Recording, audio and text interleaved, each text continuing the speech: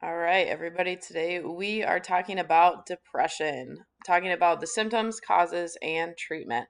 So, some of you may have had this for your topic for your group project, but we just thought it's an important topic to cover in addition to your guys' group projects and what you're going to be answering on the study guide and kind of knowing for our exam. All right, so hopefully today you walk away from here with a better understanding of symptoms, causes, and then the treatment for it.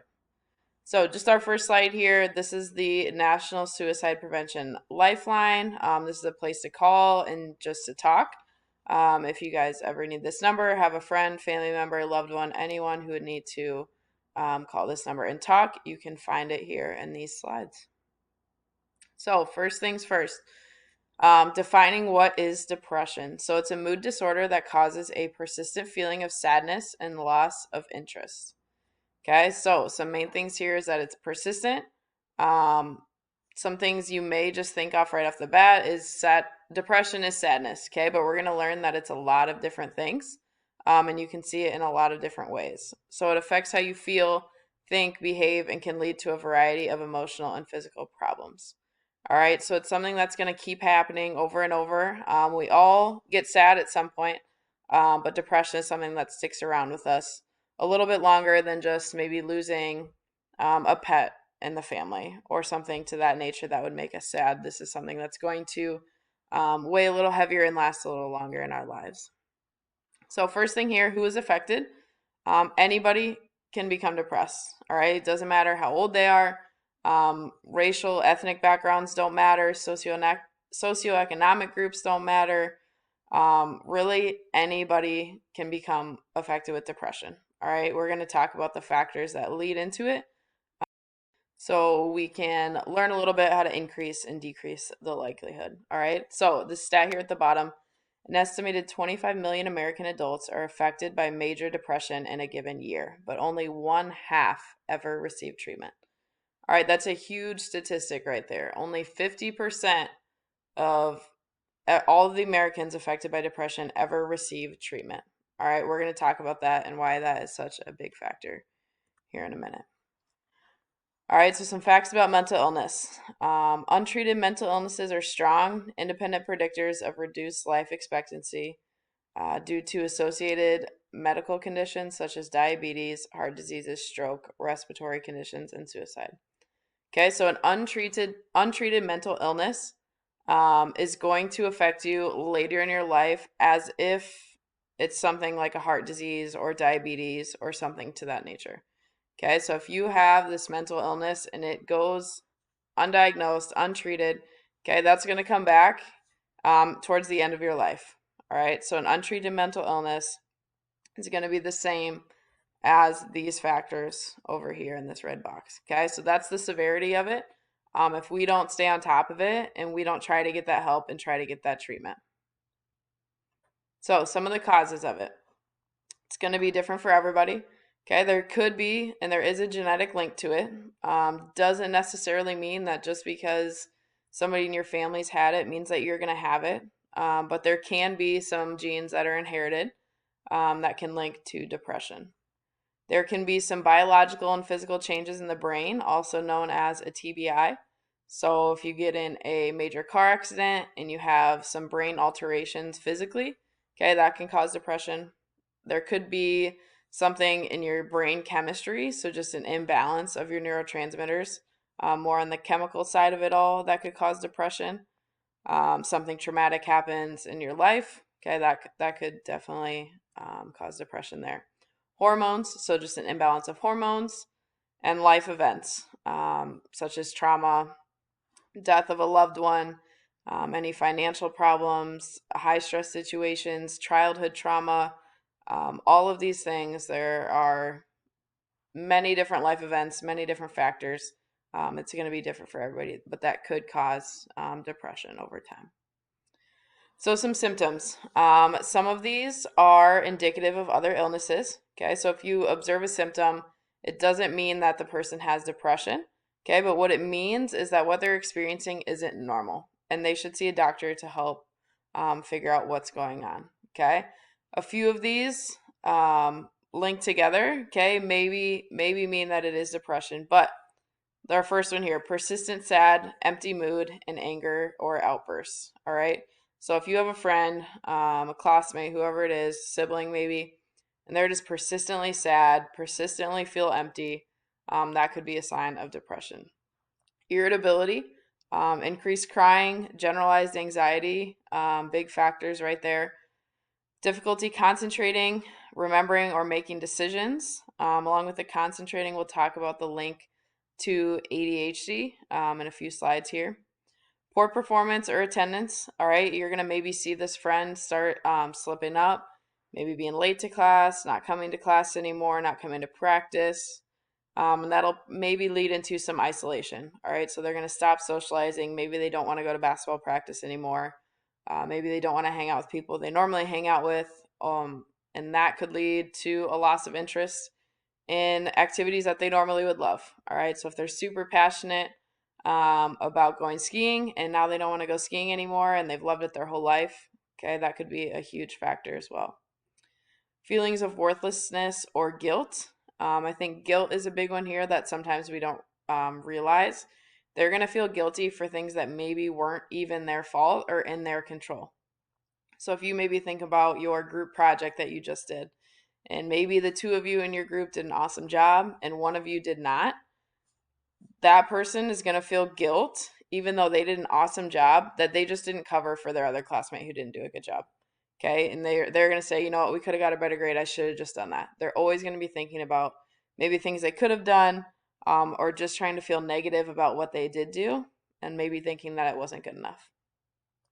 Low energy and fatigue. They're going to be really tired, and that goes along with sleep disturbances. So abnormal sleeping patterns, it could be they're sleeping a lot, and even after sleeping a lot, they wake up and they just don't feel rested, or they could feel super fatigued and not be able to sleep at all. All right, so it could be either of those.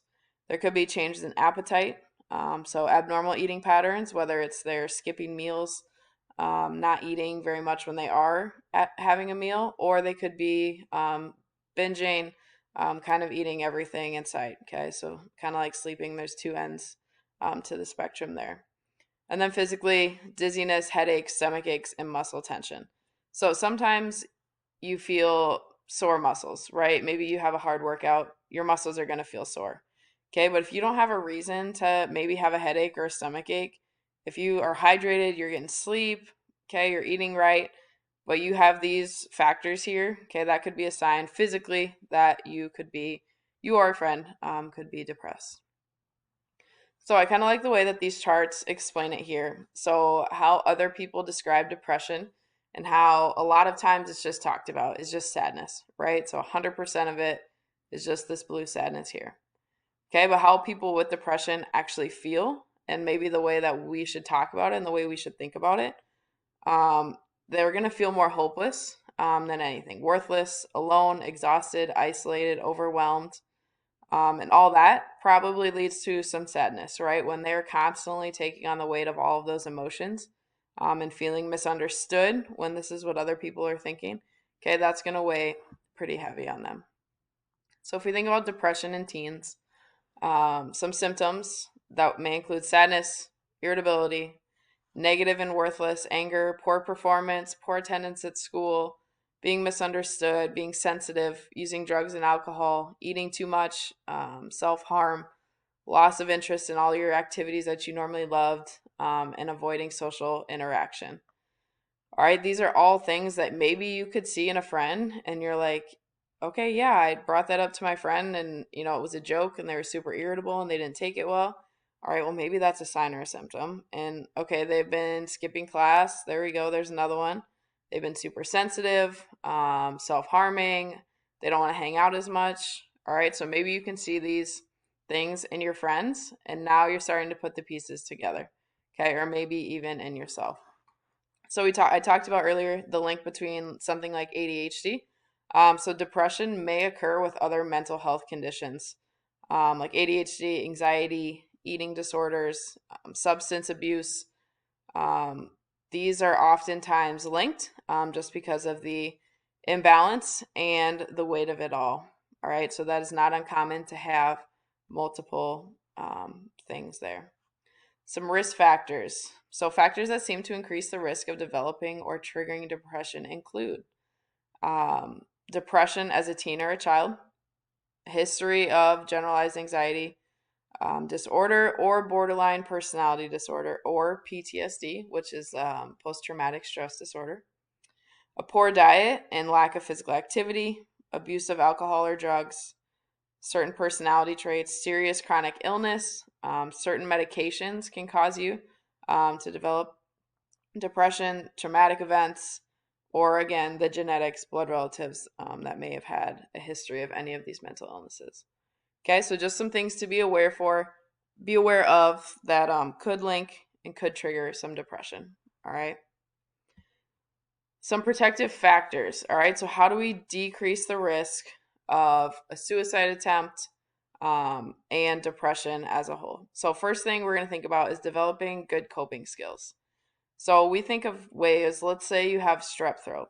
All right, if you have strep throat, you're going to wake up in the morning, you're not going to feel very good, and you're probably going to go get treated for it. Okay, you're going to eat some chicken noodle soup, you're going to drink more. We know how to fix those physical illnesses, but we don't always talk about or think about fixing those mental illnesses. Okay, so we need to start developing those good coping skills for those. Having strong connections to family and community support, friends, family, whoever you have in your life, having those strong connections is definitely going to make a difference. Feeling a reason for living and an obligation for living. Okay, just having a purpose, knowing your purpose, living out your purpose, having some high self esteem, restricted access to lethal means, staying physically active, having a diet with a high intake of fruit and veggies, so making sure that you're having balanced meals, support through ongoing medical and mental health care relationships. Okay, so just making sure you have that solid support system, and then access to effective care for your mental, physical, and substance use disorders. All right. So, thinking about that for yourself, having those strong connections, think about your role in being that connection, maybe for somebody else in your life. All right. They're going to need you just as much as you will need them.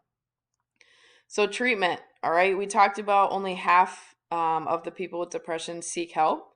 So, we want to make sure that we seek help from a healthcare professional. All right. That is their job. They're there to get you the treatment that you need. Oftentimes, it's medication and counseling and a combination of the two. So, it might start out with a combination of the two, and then you realize that, you know what, maybe just therapy in itself is working, or maybe I need both. Maybe medication's working, maybe I don't. All right, but those professionals are going to help you make that decision.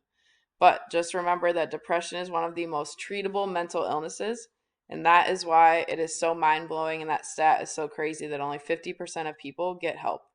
Okay, it is treatable if we are willing to maybe put our egos aside and just realize that, hey, I need some help. My friend needs some help. Let's go get that help. All right, so in conclusion here, take some time, step back, and look for signs. So look for signs in everyone around you. Okay, sometimes they're stereotypical, sometimes they're not. Sometimes one of them is going to be more prevalent than others. There may be causes. Some of them may be predictable. Again, some of them maybe not. Same with your signs and symptoms. Okay, not all of them are going to be obvious. Not all of them are going to overlap with each other. Some of them might come in conjunction with a mental illness or another mental health condition. There are many risk factors and other risk factors that protect against the development of depression. All right, so knowing these signs and symptoms, knowing these factors, just knowing what's out there and being educated is going to help you, help the people in your life, and hopefully help everybody seek the treatment that they need. Okay. Bottom line, it is the most treatable mental health condition.